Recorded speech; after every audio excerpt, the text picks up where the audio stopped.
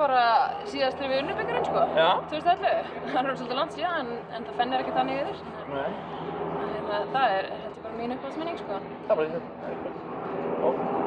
Það er mjög súrt að segja það, en já, eiginlega engar góða minningar úr bikarnum. Ég var aldrei bikarmeistari og þetta er minn fyrsti bikarmeistaraleikur. Þannig að ég ætla bara að búa til mínar uppáhaldsminningar á laugardag.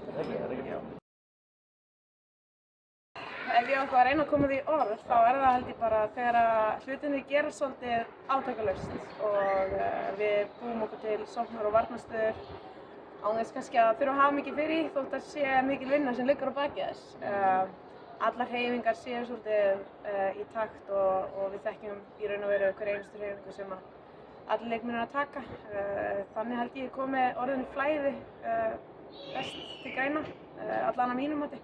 Og það er svona það sem mér finnst hafa einkennt okkur í undanförnum leikjum. Það er þetta, við erum svolítið að dansa í takt og við vitum svona hvert einasta skref sem allir eru að taka inn á vellinum og það er ógeðslega góð tilfinning.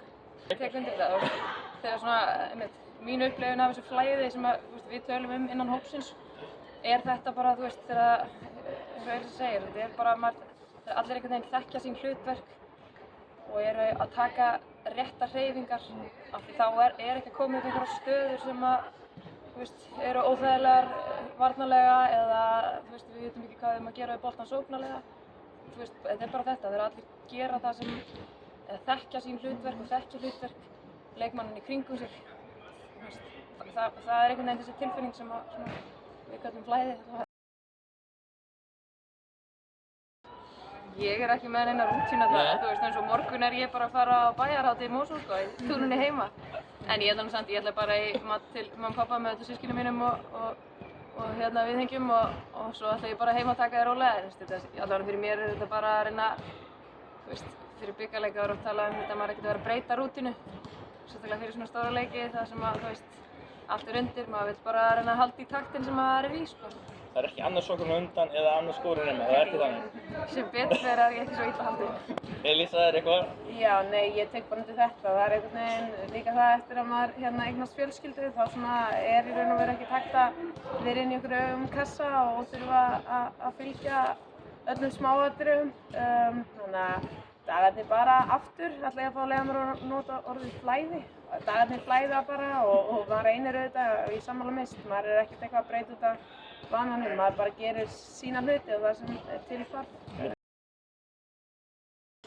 Nei, ég kannast ekki við það. Maður er á leikdegi vanalega á virkum dögum og reynir maður bara að mæta í vinnuna og svo hvíla sig aðeins eftir hádegi og borða vel og næringarríka fæðu og svona. Það er svona það sem og það er helst það sem maður vill líka. Bara stytta daginn og svona taka hugan af leiknum aðeins. Ég líða svona 3 til 4 tímar hjá mér og svo er maður svona að drekka einhverja kólefnablöndur svona inn í klefa og fá sér kannski hálfan banna. Þetta er nú eiginlega langur eftir klukkungaleikurinn hjá mér, sko. Já. Ég er verulega bara í þessum venjulegu máltíðum og svo bara rista bara rétt fyrir leik, sko.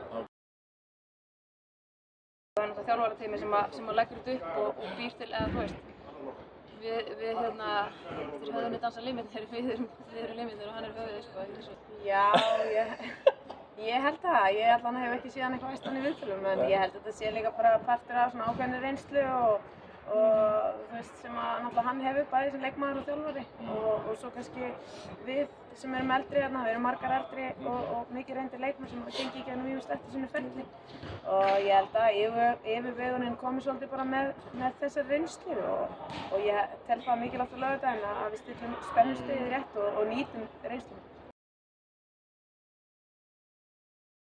Mér finnst bara þegar það er svo mikil munur á að spila fyrir framan fólk og svo finnum maður þegar það er enginn í stúkunni. Það er einhvern veginn, ég veit ekki hvernig maður á að lýsa, það er bara einhvern veginn mikilvægi leiksins og einhvern veginn svona spenningurinn og fiðringurinn bara magnast við að hafa fólk í stúkunni og ég tala nú ekki þegar það er þitt fólk og allir í rauðu þannig að mér finnst það bara mér finnst það skipta öllu og gera daginn skemmtilegri, sko.